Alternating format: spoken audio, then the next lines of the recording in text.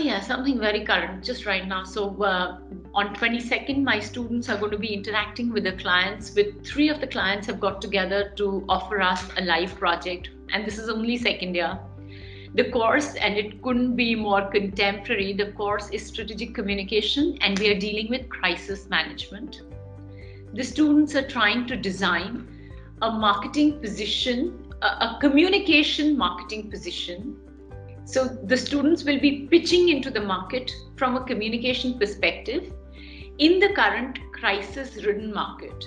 So their learning in class is what is strategic communication, how do you design messages, and what's a crisis.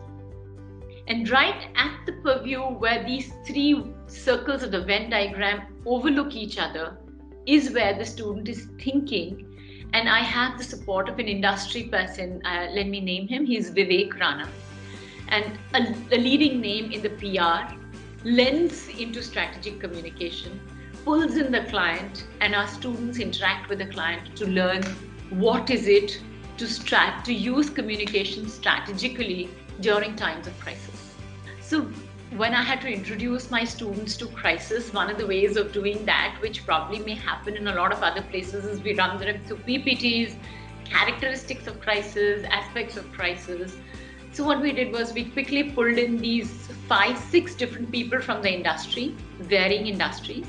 A young management graduate who's working with the Boston Consulting Group, who supported the government of India during COVID times, to somebody who's heading legal at Fox & Mandel, to somebody who's the executive director of the project Udan managed by the government of India, to an animal rights activist and a leading TV actress. All of them came together to talk to students about crisis from multiple perspectives. And so everything that we did in the class that day, it just seemed to be manifesting out when they're hearing these people talk and then interacting with them.